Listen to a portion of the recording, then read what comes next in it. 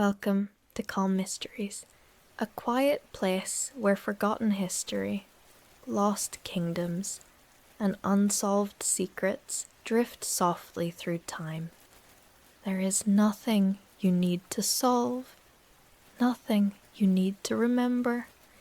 Just listen, relax, and let the past carry you gently into sleep. The forest that no map could hold. You stand at the edge of something impossible, though you don't know it yet. The forest before you looks ordinary enough in the pale morning light of 1873. Oak and ash and beech trees stretching toward a sky that promises rain. Your boots sink slightly into the moss-covered ground, and somewhere in the canopy above, a crow calls out a warning that sounds almost like laughter. You've been hired by the Cartographic Society of London to survey this particular stretch of woodland in the Bavarian Highlands, a task that should take no more than 3 weeks if the weather holds. Your instruments are packed carefully in the leather cases strapped to your back, a theodolite made by Troughton and Sims, a prismatic compass that cost you nearly half a year's wages, measuring chains that clink softly with each step, and notebooks bound in oilcloth to protect against the damp. You're good at your work, perhaps the best surveyor the society has employed in the last decade, and you've mapped everything from the Scottish moors to the marshlands of East Anglia without incident. But this forest is different, though you won't realize it until you're too deep inside to easily turn back. The local villagers in Rothenburg, where you stayed last night in an inn that smelled of cabbage and pipe smoke, warned you about these woods. Old Franz, the innkeeper with hands like gnarled tree roots, told you that no map had ever captured this forest properly. Every attempt in the last 100 years had failed in some way. Measurements that contradicted themselves, landmarks that seemed to shift between visits, surveyors who emerged days later than expected, babbling about trees that walked and paths that looped back on themselves like Mobius strips made of earth and shadow. You'd smiled politely and chalked it up to local superstition, the kind of folklore that grows in isolated mountain communities where winters are long and imaginations run wild during the dark months. After all, you'd heard similar stories before. Forests that were cursed, hills that were haunted, rivers that supposedly ran uphill when the moon was full. None of it had ever amounted to more than mist and legend. You take your first steps into the forest, and the temperature drops immediately. Not dramatically, but noticeably. Perhaps 5 degrees cooler beneath the canopy than in the open meadow behind you. The light takes on a greenish quality, filtered through thousands of leaves that rustle in a breeze you can't quite feel on your skin. You stop after 30 paces, exactly as your training dictates, and set up your first survey station. The theodolite's brass gleams even in the subdued light as you level it carefully, using the bubble indicators to ensure perfect alignment. You sight on a distinctive oak tree roughly 100 yards ahead, a tree with a peculiar double trunk that splits about 10 feet from the ground, and record the bearing in your notebook. 42 degrees east of north, distance by estimate and later by chain measurement. 97 yards. Everything is proceeding exactly as it should. You move forward, counting your paces. You've trained yourself to walk in steps that measure almost exactly 1 yard each, a skill that took months to perfect, and arrive at the oak tree. But something feels off. The tree is right where it should be, according to your measurements. But when you turn to look back at your first station, the distance seems wrong. too short somehow. You dismiss it as a trick of the light, set up your theodolite again, and sight on your next landmark. A distinctive boulder covered in pale green lichen, bearing 38 degrees east of north, distance 112 yards. By midday, you've established 15 survey stations and begun to create the skeleton of your map. The work is methodical, almost meditative. Sight, measure, record, advance, repeat. You stop to eat the lunch you packed. Dark bread, hard cheese, a sausage that's probably too salty but tastes perfect in the crisp forest air, and an apple that crunches loudly in the silence. Because it is silent, you realize, unnaturally so. The crow you heard at the forest's edge has not been joined by other birds. You haven't heard the scurrying of squirrels or the rustle of deer moving through the undergrowth, just wind in the leaves and the occasional crack of a branch somewhere in the distance. You're about to resume your work when you notice something odd.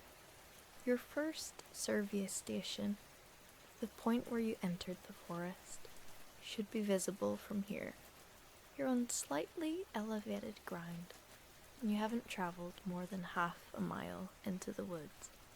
But when you look back the way you came, you see only trees, an unbroken expanse of trunks and shadows that seems to stretch much farther than half a mile should account for. You check your compass, thinking perhaps you've gotten turned around, but the needle points steadily north, exactly as it should. You're not lost. You know precisely where you are in relation to your starting point, and yet the visual evidence suggests something different. This is when the first whisper of doubt enters your mind, but you push it aside. You've been working in surveying for 12 years, since you were 19 years old, and fresh from technical college in Manchester. You trust your instruments, your training, your eyes. You record your observations in your notebook with a brief annotation. Visual distance back to entry point appears greater than measured distance. Investigate atmospheric conditions, possibly affecting sight lines. Professional, rational, scientific. The afternoon brings more strangeness, though so subtle you almost miss it. You're measuring the distance between two survey points using your chain, a beautiful instrument of brass links, each one calibrated to precise tolerances, the whole thing stretching exactly 22 yards when fully extended. You've used this chain hundreds of times, and you know its weight and feel as intimately as you know your own hands. But today, as you lay it out between a birch tree and a limestone outcropping, something feels wrong. The chain seems to stretch farther than it should, as if the space between the 2 points is somehow elastic, accommodating more links than ought to fit. You measure once, then twice, then a third time, and each time you get a slightly different result. 24 yards, then 21, then 23.5. This is impossible. Your chain doesn't change length. The distance between two fixed points doesn't change. You check your chain link by link, looking for damage or deformation, but find nothing. Every link is perfect, every connection solid. You're standing on firm ground, not a bog or swamp where soil might shift underfoot. The trees you're measuring between are certainly not moving, and yet your measurements refuse to stabilize. You record all 3 readings in your notebook, along with a note that you underline twice. Measurement inconsistency, cause unknown, recommend recalibration of instruments. But you know your instruments don't need recalibration. You calibrated them yourself just 2 weeks ago. checking them against the master standards at the Society's offices in London. The problem isn't your tools. The problem is the forest itself. As the sun begins its descent toward evening, you estimate it's around 5 o'clock, late September sunset, not due for another 2 hours. You decide to make camp for the night. You've covered less ground than you hoped, perhaps only 3/4 of a mile into the forest, but the strange measurements have slowed your progress.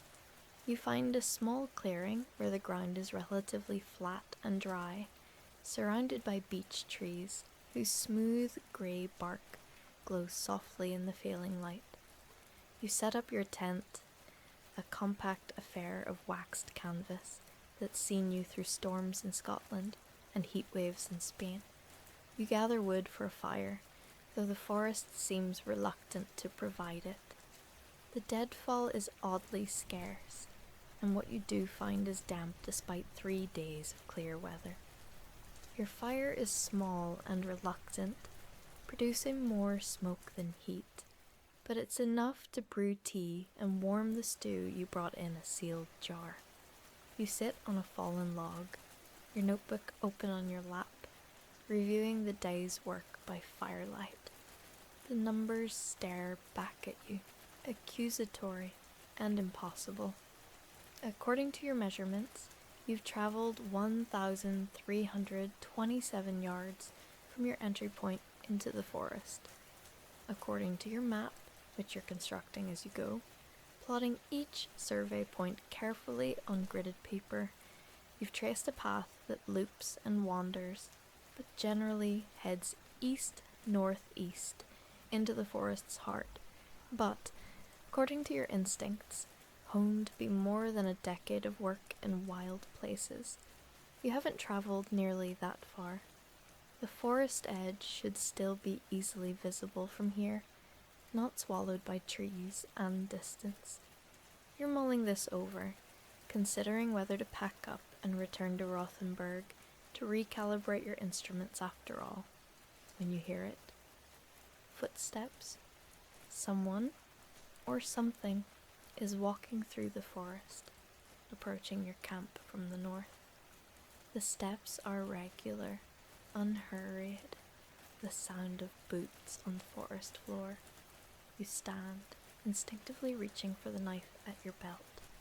Though you're not truly afraid, it's probably just a forester or hunter, someone local who knows these woods better than you do. Perhaps they can explain the anomalies you've been experiencing.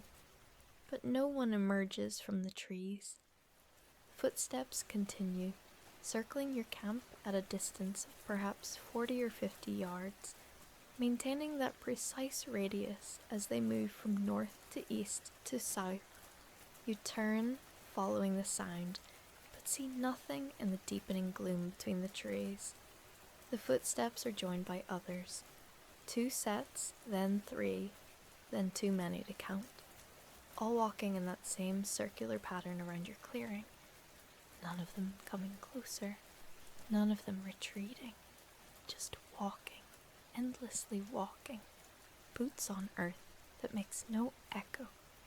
Your heart begins to beat faster. This isn't folklore or superstition. This is something happening right now, something you can hear even if you can't see it. You call out, "Hello? Is someone there?" Your voice sounds thin and inadequate, swallowed by the trees. The footsteps don't pause or change rhythm. They just continue their circuit, around and around, like worshippers processing around a shrine or soldiers on eternal patrol. You don't sleep well that night. The footsteps continue until sometime past midnight. You mark the time by the position of the stars, visible through gaps in the canopy, and then stop all at once, as if choreographed. The silence that follows is even more unsettling than the sound. You lie in your tent, listening to your own breathing, wondering what you've gotten yourself into. Old Franz's warnings echo in your memory, no longer quite so easy to dismiss as superstition. Morning comes with fog, thick and white and impenetrable. You can barely see 10 feet beyond your tent. This is problematic for surveying. You need sightlines, clear views to distant landmarks, but you pack up your camp anyway, determined to continue. The society is paying you well for this job, and you have a reputation for completing every assignment you accept. Besides, fog burns off as the day warms. You'll work on creating detailed sketches of trees and rocks in the immediate vicinity until visibility improves. Except the fog doesn't burn off. By noon, it's thicker if anything, pressing close around you like wet cotton. You can hear water dripping from leaves, though no rain is falling. Your compass begins to behave strangely, the needle swinging slowly from side to side rather than pointing steadily north. You tap the casing, thinking perhaps it's stuck, but the needle just continues its lazy arc. North, northeast, east, southeast, south. Round and round, never settling. This is when you realize you might be in actual danger. A surveyor without a working compass in unfamiliar terrain is like a ship without a rudder. Not necessarily doomed, but certainly compromised. You have your maps, of course, your carefully constructed web of measurements and bearings. You can navigate by dead reckoning if necessary, but there's a knot of anxiety forming in your stomach, a primal recognition that something is deeply wrong with this place. You decide to backtrack, to return to your entry point and reassess. This is the smart play, the professional choice. You'll go back to Rothenburg, write a report for the society, explaining that this particular forest requires different methods, or perhaps different equipment. Maybe a surveying party rather than a lone operator. There's no shame in recognizing when a job exceeds your current resources. You turn what should be west, consulting your map, and begin walking. An hour passes, then 2. You should have reached the forest edge by now. You are less than a mile in, and you've been walking steadily at roughly 3 miles per hour. But the trees continue endlessly around you, the fog showing no signs of thinning. You stop and try to take a bearing, but your compass is useless, the needle now spinning in full circles like a child's toy. Your theodolite is equally confused. When you set it up and try to level it, the bubble indicators suggest that you're standing on ground that's simultaneously tilted in multiple directions at once, which is geometrically impossible. You're lost. The realization hits you like a physical blow.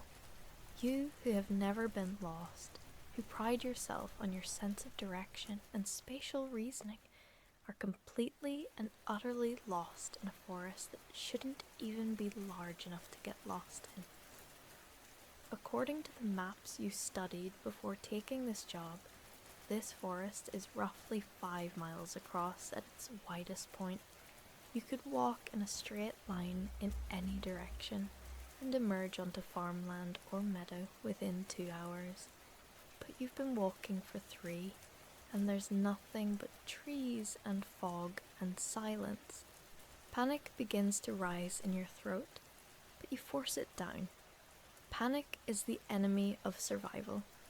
You've read enough accounts of lost travelers to know that the worst thing you can do is keep moving randomly. So you stop right where you are and make camp again. You'll wait for the fog to lift. You'll conserve your energy and your supplies. You have food for another 4 days, water for 2 if you're careful. Someone will notice when you don't return to Rothenburg as scheduled. A search party will come looking. You just need to stay calm and stay put. But that night, the footsteps return.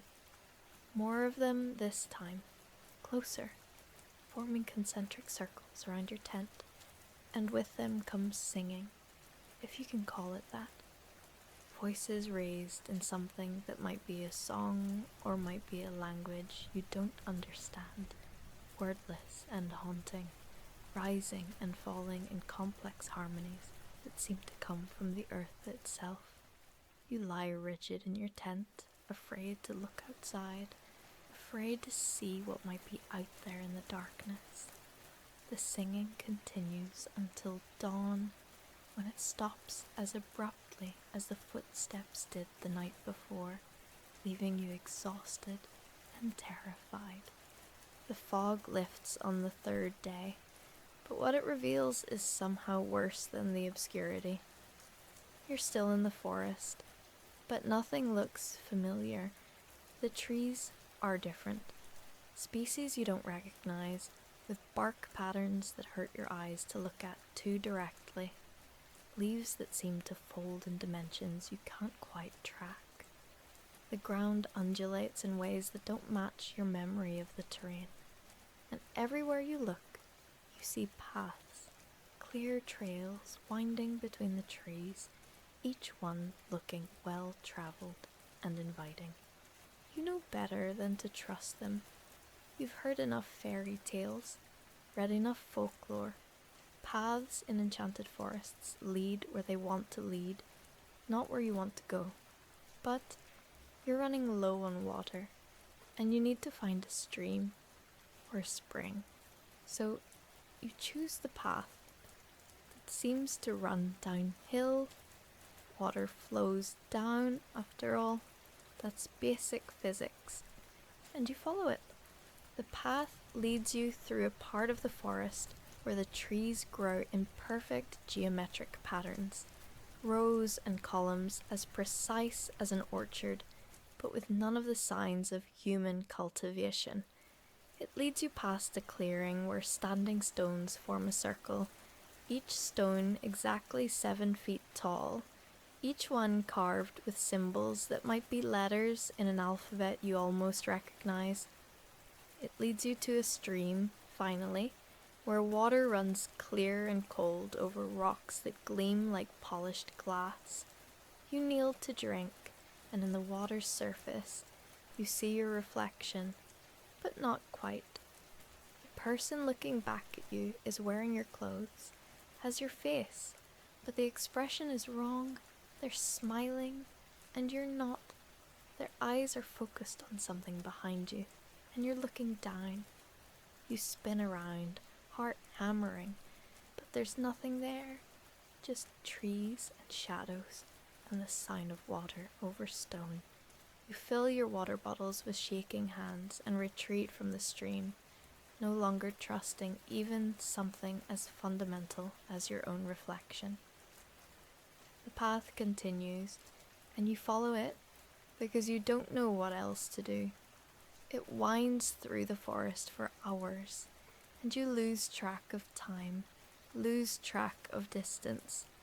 Your surveyor's instincts, usually so reliable, have abandoned you completely. You couldn't construct a map of where you've been if your life depended on it, which it very well might. The path brings you eventually to a village, not Rothenburg. You know immediately that you're nowhere near Rothenburg. This is older, stranger. The houses are built in a style you don't recognize, half timbered, but with the timbers arranged in patterns that make your head ache. The thatched roofs seem to grow rather than having been laid, grass and flowers blooming from them in wild profusion. Smoke rises from chimneys, but the smoke moves wrong, falling rather than rising, pooling in the streets like morning mist. There are people here, or things that look like people. They go about their business, drawing water from a well, tending gardens, repairing a fence, but they don't quite move right. Their motions are jerky, stuttering, like images from a zoo trope. They don't seem to notice you at all, though you're standing right in the middle of their village square, probably looking like a madman with your wild hair and dirt-stained clothes, and instruments strapped to your back. You try to speak to them. You approach a woman hanging laundry, sheets that are too white, too perfect, that don't quite obey the wind, and you say, "Excuse me, can you help me?" But she doesn't respond.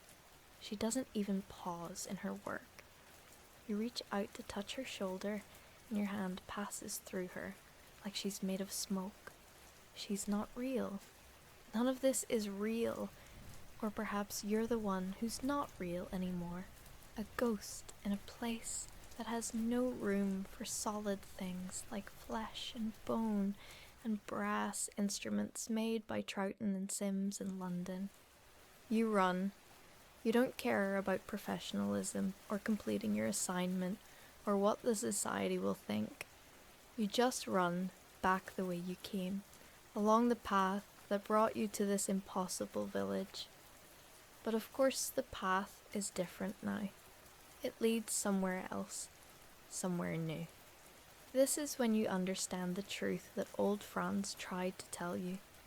This forest has no map because it refuses to be mapped. It's not a fixed place, but a living thing, constantly changing, growing new paths and losing old ones, reshaping itself according to rules you can't understand. You walk for what might be hours or might be days. Time has become unreliable. Your pocket watch sometimes racing forward and sometimes running backward, the hands spinning independently of any mechanism you can see. You eat your remaining food without tasting it. You drink from streams when you find them, no longer caring what you see in their surfaces. You're beyond fear now, into a kind of numb acceptance. This is where you are. This is what's happening. Fighting against it only exhausts you. And then, when you've almost given up, when you're considering just lying down beneath one of the strange trees and letting the forest do whatever it wants with you, you see something familiar. It's the double-trunked oak, the one you used as your first landmark, the tree that should be just 30 yards or so from the forest edge. Hope surges through you, painful and bright. You run toward the tree, ignoring the protests of your tired muscles, your blistered feet.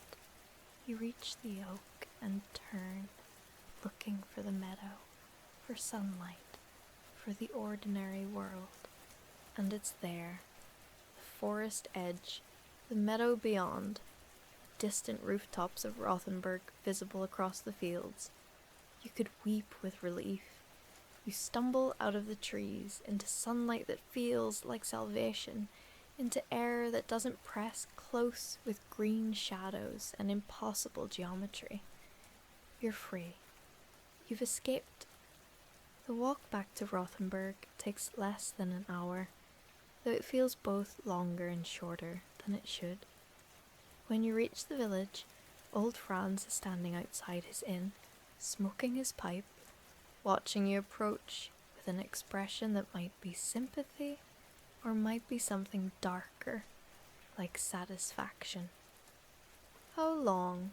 you ask him, your voice hoarse from disuse. "How long was I gone?"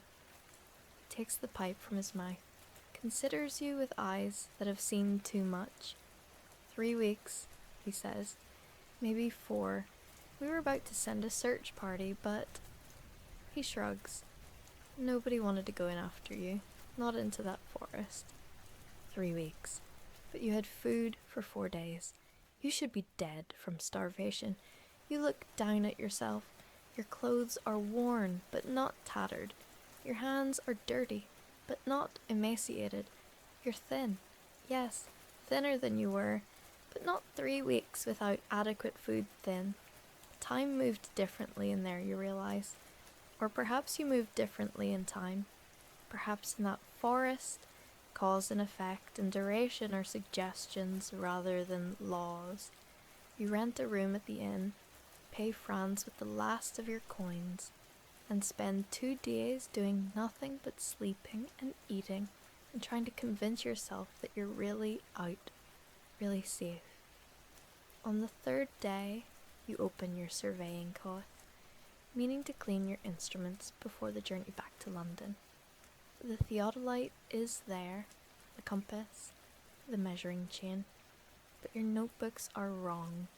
The pages you filled with measurements and observations are still there, still in your handwriting, but the numbers make no sense.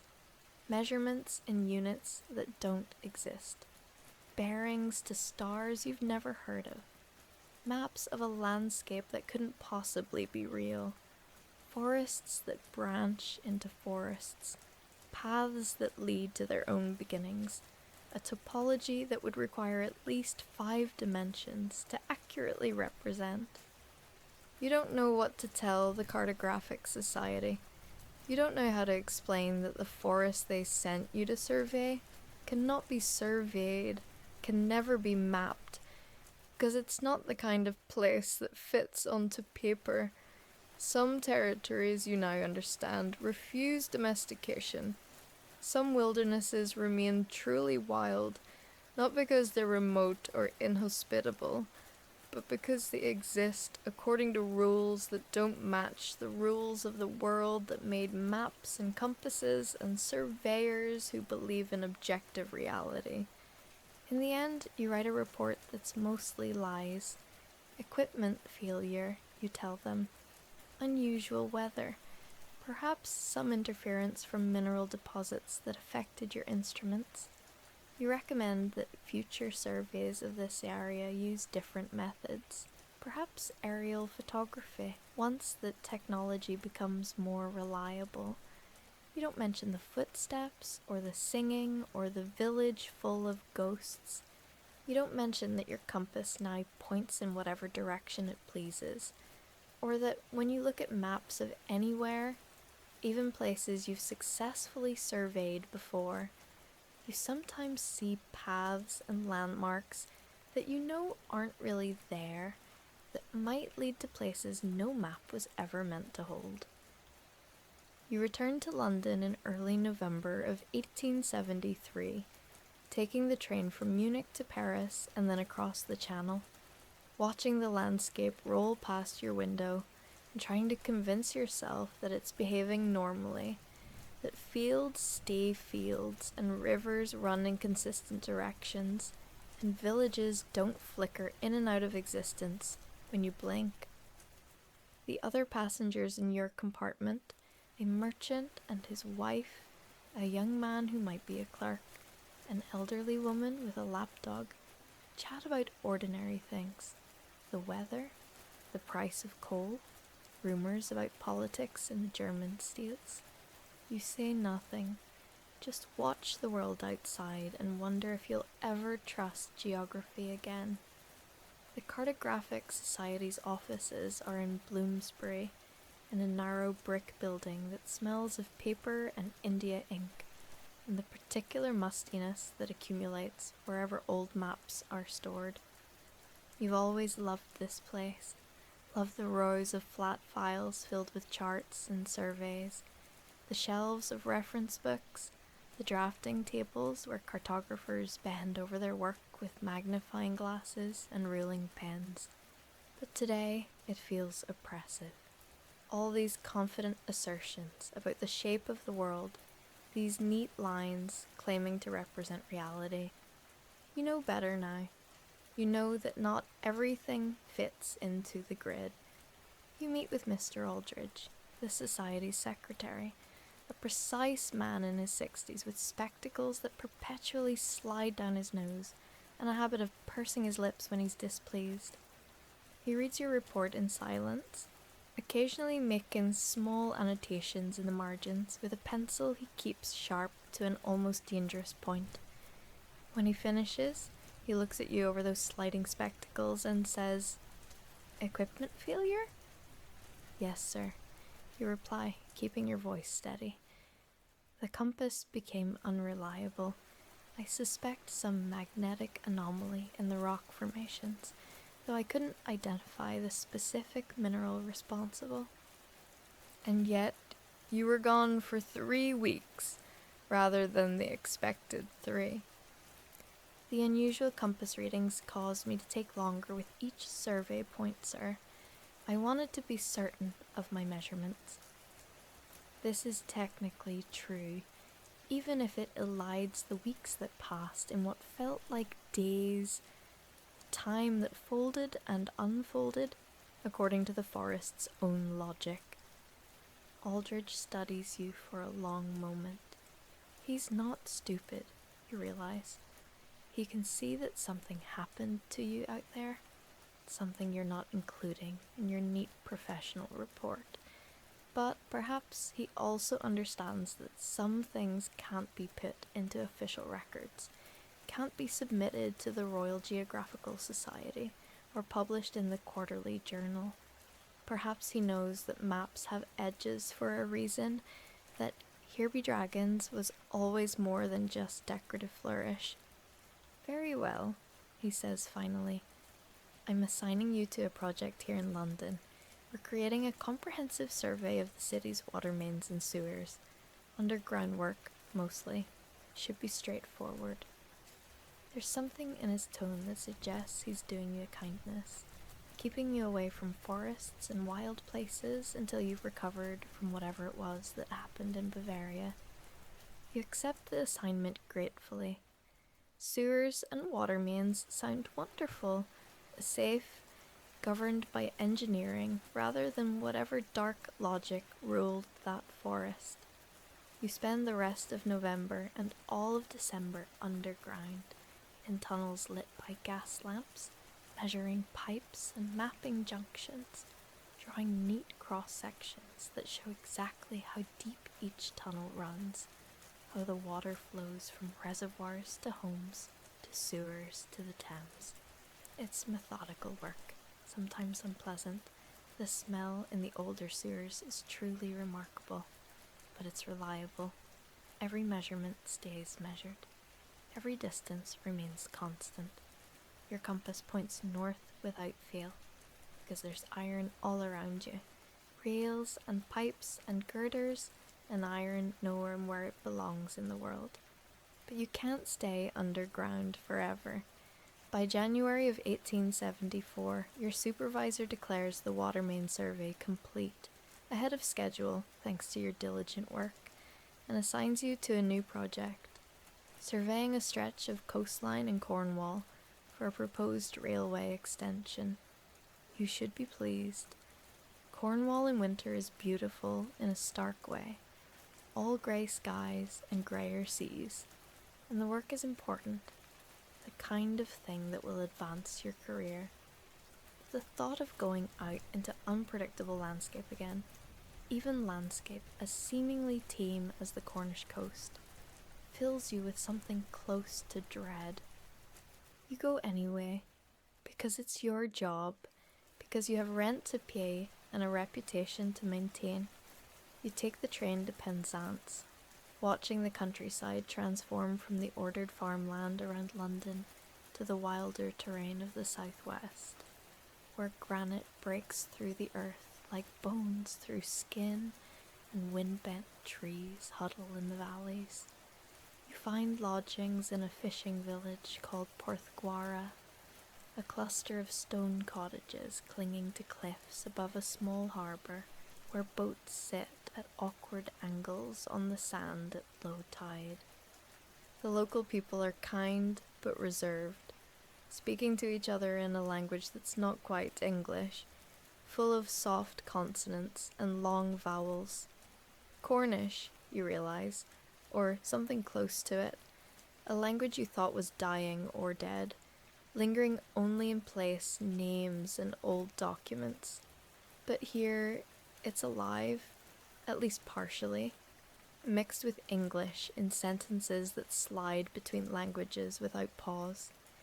You don't ask about local legends or warnings this time. You've learned that lesson. You just do your work, measuring sight lines for the railway, calculating gradients and curves, marking where tunnels will need to be dug, and where the line can follow the natural contours of the land. For 2 weeks, everything proceeds normally. Your measurements are consistent, your instruments behave properly, and you begin to relax, to think that perhaps Bavaria was an anomaly, a one-time encounter with something strange that you'll never have to face again.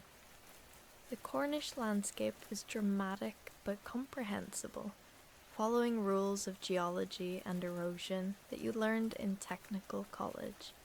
Granite weathers in predictable ways. The sea claims a few inches of cliff each year, but does so steadily, not according to whim. You can map this. You can reduce it to paper and ink and confident lines. And then you find the path.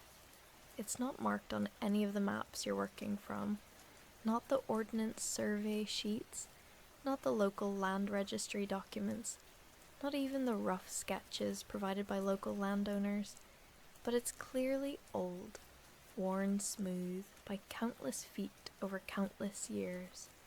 It runs along the cliff top, parallel to the sea, then turns inland and disappears into a small wood of wind-twisted oaks that weren't supposed to be significant enough to note on the maps.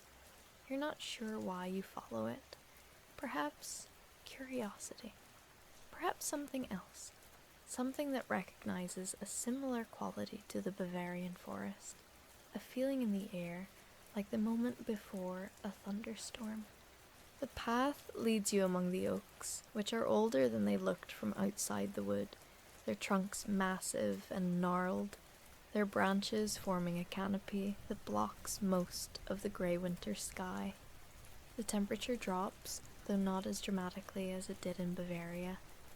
You can still hear the sea, the crash of waves against cliffs, but the sound is muffled, coming from farther away than it should. You walk for perhaps 20 minutes, following the path as it winds between the trees, and then you see it. Another forest. Not the oak wood you're in, which is small and contained, probably no more than 50 acres. This is something else, something larger, visible through a gap between the trees like a view through a window. You can see pines and firs, trees that shouldn't be growing on the Cornish coast, that belong in the Highlands or Scandinavia, and between them, in the shadows, something moving. Many somethings, walking in formation, boots on earth that makes no echo. Your heart begins to race. You know these footsteps. You've heard them before, circling your tent in Bavaria, processing endlessly through darkness. They're here too, in Cornwall, in England, where everything is supposed to be surveyed and mapped and tamed. The impossible forest followed you, or you followed it, or perhaps, and this is the thought that truly terrifies you, perhaps it was here all along, and Bavaria was just the place where you first learned to see it. You run, not in panic this time, but in controlled retreat, a strategic withdrawal.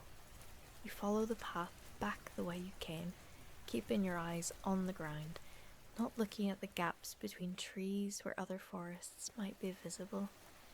You emerge from the oak wood, which is just an oak wood again, nothing unusual about it, and return to Porthgwara with your instruments and your dignity intact.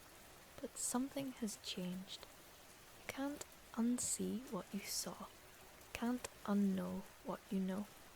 That night, in your rented room, above a shop that sells nets and rope and other fishing supplies, you spread out your maps and study them by lamplight.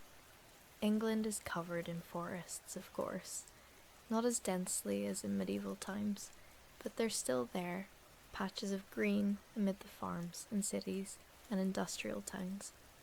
You start marking them, every forest you can find on your maps, every significant stand of trees, and then you start looking for connections, paths that might run between them, old roads and footpaths, and tracks that predate the Roman occupation.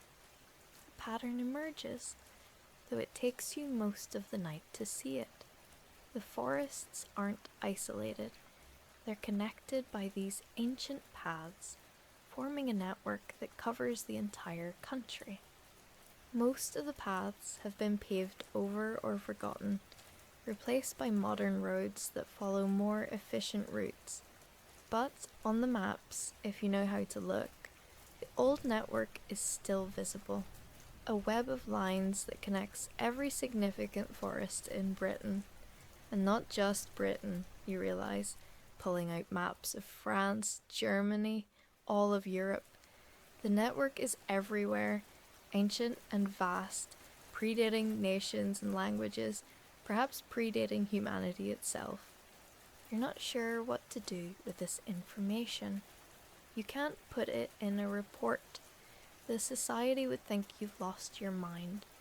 You can't tell anyone, because how do you explain that you've discovered a hidden geography underlying the visible one, a map beneath the map, so you keep it to yourself, a secret knowledge that weighs on you like a stone in your pocket? You finish the Cornwall survey by the end of February. Your work is exemplary, your measurements precise, your recommendations for the railway extension sound and practical. Mr. Aldridge congratulates you, says the Society is pleased with your recovery from whatever difficulties you experienced in Bavaria. He assigns you a new project, surveying a proposed canal route in the Midlands. More water, more engineering, nothing wild or unpredictable. You accept, because what else can you do? But you can't stop thinking about the forest, the one that holds no map, that exists in the spaces between places. You start to research it, spending your evenings in the British Museum's reading room, poring over old texts and folklore collections and medieval manuscripts. You learn about the Green Man, the wild hunts, the fairy roads that must not be blocked.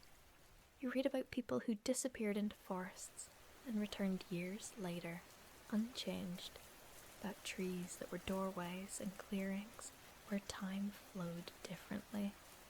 Most scholars dismiss these as myths, colourful stories from a superstitious age. But you've been there. You know they're not myths. You find references to an organization, or maybe a tradition, of people who understood the forest. They had different names in different times and places. Foresters, rangers, wardens. Not the official forest managers employed by kings and nobles, but something older. Something that existed before governments tried to claim the wild places. They were the ones who walked the paths between forests, who knew how to navigate the impossible geography, who kept watch over the boundaries between the world that can be mapped and the world that refuses mapping. The last clear reference you find is from 1672, more than 200 years ago. After that, nothing but silence. Either the tradition died out, or it went so far underground that it left no records, or, and you're not sure which possibility unsettles you more, perhaps it's still out there, still active, but so secret that it doesn't appear in any book or document you can access. Spring comes, and with it a new assignment, surveying a forest in Sussex for a planned expansion of timber operations. You try to refuse, citing your difficulties in Bavaria, but Aldridge is insistent. The Society needs this survey. The timber company is an important client. Besides, you're the best surveyor they have. One bad experience shouldn't end your career in forest survey work. It's just trees, he says. Just ordinary English trees. But you know better. You go to Sussex with your instruments and your knowledge, and you're not surprised when the forest, ancient woodland that's been there since before the Norman conquest, oaks and ash and hornbeam turns out to be connected to the network. You can feel it as soon as you enter, that quality in the air, that subtle wrongness in the way distances behave. Your compass wavers, your measurements don't quite add up, and at night, when you make camp, you hear the footsteps, but this time you don't run. You've spent months thinking about this, preparing for this moment.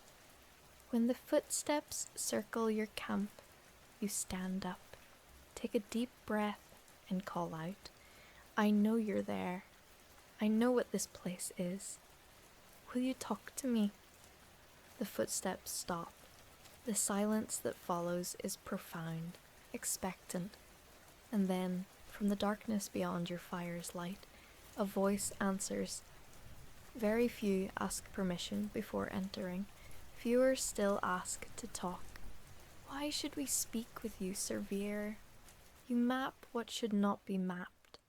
The voice is strange, neither male nor female, neither young nor old, coming from everywhere and nowhere at once. But it's a voice, human or human enough, and it's willing to engage with you. This is more than you hoped for. "I'm not trying to map this forest," you say carefully. "I understand now that it can't be mapped, not in any conventional sense. I'm trying to understand it. I'm trying to learn." Learn what? Why the forest moves, how it connects to other forests, what the paths mean, who walks them. You pause, then add, "Who you are." A figure steps into your firelight. At first glance, they look ordinary, a person wearing clothes that might be from any era in the last few centuries, practical garments of leather and wool. But when you look more closely, something about them shifts, refuses to come into focus. They're tall and short, dark and fair, young and ancient, all at once. Your surveyor's eyes, trained to observe and record precise details, can't seem to fix on any concrete description. "We are the wardens," the figure says, "the ones who walk between. We have been here since trees learned to speak, and we will be here when the last forest falls. We maintain the paths, keep the boundaries, ensure that both worlds remain separate while remaining connected." Both worlds? You ask, though you think you already know the answer. The world that can be measured and the world that cannot. The world of maps and the world of mystery. They must not merge completely. That would destroy both, but neither can they be entirely separate. So we maintain the threshold, the space between, the forest that no map can hold. You have 100 questions, but you ask the most important one first. Why me? Why did the forest let me out? Others have been lost in there and never returned. The warden considers you, or perhaps consults with something you can't see or hear. "You were respectful," they say finally. You did not try to force the forest into your categories. When your instruments failed, you acknowledged the failure rather than insisting you were right and the world was wrong. And you have the sight. Rare in your age, you can see what most humans have trained themselves not to see. The sight? You're not sure what they mean. You saw the village in Bavaria. You saw the path in Cornwall. You see us now, or something close to seeing us. Most people look at forest and see only trees. You see the possibility of forest, the concept of wild space that can never be fully domesticated. This sight runs in certain bloodlines, appears in certain individuals regardless of ancestry. It cannot be taught, only recognized and refined. You're absorbing this, trying to understand the implications, when the warden continues, "We have a proposition for you, Surveyor. Your people, the map makers, the civilizers, will not stop trying to measure and claim and reduce the world. This is their nature, and we do not judge them for it. But someone must ensure they do not go too far, that some spaces remain unmapped, that the threshold is maintained. You could be that someone. You could learn to walk between, to survey for us rather than for your society, to map the unmappable for those who understand that not all maps are drawn on paper. You're asking me to join you? You're not sure whether to be honored or terrified. To become a warden? We are asking you to consider it. Life is not easy. You would live between worlds, never fully belonging to either. Your old life, your career with a society, your home in London, your ordinary concerns would have to be left behind or transformed beyond recognition. But you would understand. You would know the truth beneath the maps, the reality behind the legends, and you would serve a purpose older than any government or institution. You don't answer immediately. This is too large a decision to make on a moment's impulse. But you know, even as you hesitate, that you're going to say yes, because the alternative is to go back to London and pretend that none of this happened. To spend the rest of your life surveying sewers and canals and railway routes, always knowing that there's another world just outside your peripheral vision, always hearing the echo of footsteps in the forest. That way lies madness, or at least a slow death of wonder and curiosity. How would it work, you ask? What would I have to do? First, you would have to die, the warden says calmly. Not literally, but the surveyor you were must cease to exist. You would return to London, submit your resignation to the society, settle your affairs, and disappear. People would assume you died or emigrated or succumbed to whatever madness touched you in Bavaria. They would forget you or remember you only as a cautionary tale. That's a high price. All threshold crossing has a cost, but in return you would live longer than ordinary humans. Not immortal, but measured in centuries rather than decades. You would learn to navigate the forest between forests, to walk from England to Bavaria to Japan to America without ever leaving the trees. You would meet others like us, humans and non-humans, all who maintain the boundaries in their own ways. You would see things no map has ever captured, because they exist only for those who know how to look. You think about your life in London, your small apartment, your work with the society, your few friends and many acquaintances, all of whom know you as a competent but not particularly interesting man who surveys land for a living. You think about the alternative, walking forever in twilight spaces, learning a geography that contradicts everything you've been taught, serving a purpose so old it has no name. It should be an impossible choice, but somehow it isn't. I'll do it, you say. Show me what I need to learn. The warden smiles, and for a moment, you see them clearly. A person who might have been human once, who made this choice long ago and has never regretted it.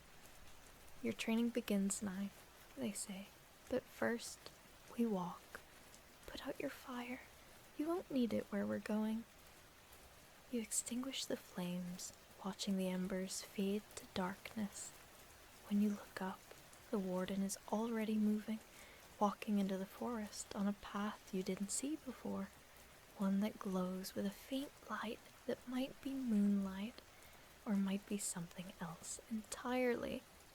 You shoulder your pack, lighter now, since you've left most of your surveying equipment by the dead fire, and follow. The path leads deeper into the Sussex forest, which is somehow also the Bavarian forest, which is somehow also every forest that has ever existed. Trees change as you walk. Oak becomes beech, becomes pine, becomes species you have no names for. Trees with silver bark and leaves that sing in languages older than words. The ground beneath your feet is solid, but also not. Earth and stone, and also the space between spaces. Your surveyor's instincts shriek in protest, but you ignore them. That part of you is dying, as the warden said it must. Something new is being born in its place. You walk for what might be hours or might be years. Time has stopped meaning what it used to mean. The warden teaches as you go, showing you how to read the signs that mark safe paths from dangerous ones, how to recognize the boundaries where one forest fragment meets another, how to navigate by feel and intuition rather than compass and measurement. It's difficult at first. Your whole training rebels against this unscientific approach, but gradually you begin to understand. This isn't random or chaotic. It's ordered, but according to different rules, a different logic. Mapping the unmappable doesn't mean there's no map. It means the map exists in your body and memory, rather than on paper. You meet others along the way. Some are human, or were human once. Wardens, like the one who recruited you. People from every era and culture who chose to walk between. Others are not human and never were, beings that exist in the margins of the world, spirits of place and threshold, who have been here since before humans learned to make maps at all. They acknowledge you with nods or gestures, assessing this newcomer to their eternal patrol. Some seem skeptical that you'll last, others seem almost welcoming, glad to have another pair of eyes watching the boundaries. The warden, whose name you eventually learn is something that can't be properly pronounced in any human language, though you can call them birch as an approximation, shows you places where the boundary is weak, where the measured world presses too close to the unmeasurable. A clear cut in Oregon, where timber companies have pushed right up to the edge of an old-growth forest that's actually a gateway to something much larger. A new housing development in Japan encroaching on a shrine forest that must be preserved. A proposed motorway in Ireland that would cut through a ferry path, disrupting flows of power and possibility that have existed for millennia. These are the places where wardens work, subtly influencing surveys and planning decisions, ensuring that some spaces remain inviolate even as the world around them changes. You begin to understand the scope of what you've joined. This isn't about preserving wilderness for its own sake, though that's part of it. It's about maintaining balance, ensuring that the world retains the capacity for wonder and strangeness, that not everything can be explained or predicted or mapped. In a world that's increasingly known, measured, photographed, and catalogued, the forest between forests is a necessary refuge for uncertainty, a place where reality remains fluid and negotiable. Months pass, or perhaps years. You've stopped tracking time in the conventional sense. Birch tells you that you're learning quickly, that you have a natural aptitude for threshold work. Your old skills as a surveyor, it turns out, translate surprisingly well. You were always good at seeing landscape, at understanding how pieces fit together. Now, you're learning to see the invisible landscape, the topology of wonder that underlies the physical world. You're learning to map in new ways, creating charts that exist only in memory and gesture, survey markers that are moments and feelings, rather than iron stakes in the ground. Eventually, Birch tells you it's time to make your first solo patrol. You'll return to England, Not the England of 1874, but the England that exists in the forest between, accessible from any time and place. And check the boundaries there. It's an important assignment, Birch explains, because England is particularly at risk. It's small, densely populated, heavily industrialized. The spaces for mystery are shrinking faster there than almost anywhere else. The wardens need someone who knows British forests intimately, who can work to preserve what remains. You accept the assignment, feeling both honoured and nervous. This is your first test, your first chance to prove you can do this work without supervision. Birch gives you a few final instructions, a few warnings about specific sites that need watching, and then leaves you at a trailhead. Though trailhead is perhaps the wrong word for a place that exists between places, a transition point that leads into ordinary geography. You emerge in a forest you recognize, the woods near Rothenburg in Bavaria, not far from where your journey began, but it's different now. Where before you were lost and terrified, now you can see the structure, the logic. You can identify which trees mark paths and which are simply trees. You can feel the boundaries between the ordinary forest and the forest between. You're not lost anymore. You're exactly where you need to be. You make your way back to Rothenburg, curious to see how much time has passed in the ordinary world. The village looks different. There are electric lights now, automobiles parked near what used to be a stable, a paved road where there was once only dirt. You stop a young man and ask what year it is. He looks at you strangely. You suppose you must seem odd, dressed in clothes that are decades out of fashion, but answers, 1938.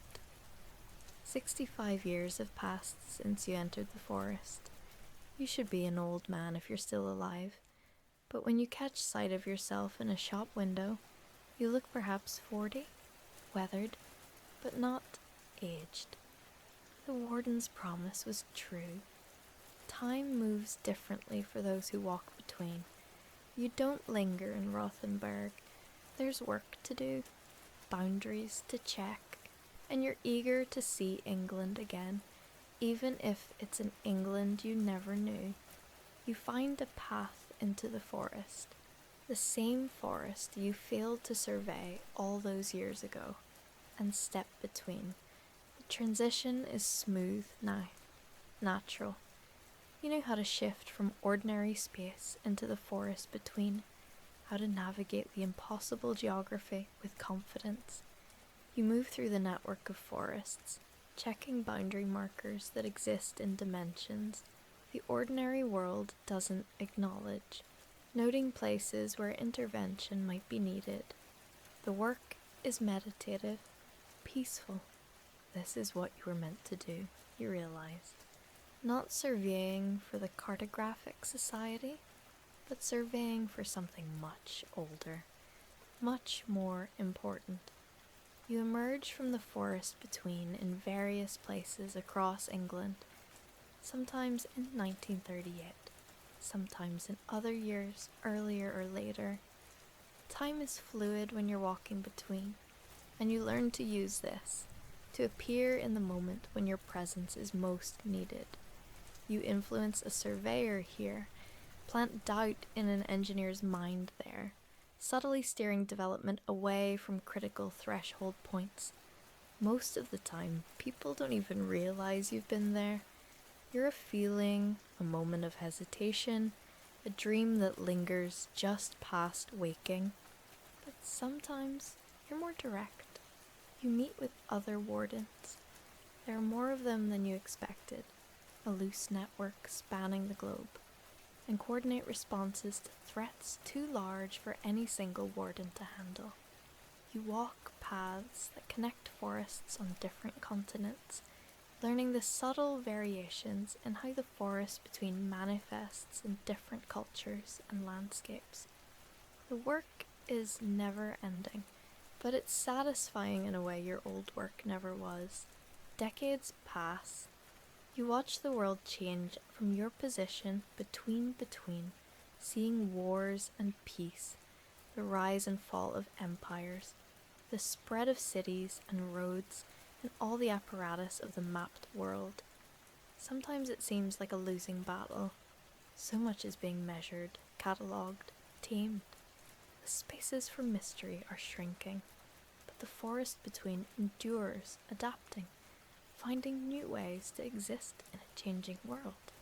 And you endure with it, one small part of something vast and ancient, a surveyor of the unmappable, a cartographer of wonder. Years blend into decades, decades into centuries. You lose track of when you are, sometimes emerging into futures you never imagined. A world of glass towers and machines that think, of humans who have mapped even the depths of the ocean and the surface of the moon. But still the forest between exists. Still there are paths that lead to mystery. Still the boundaries need watching.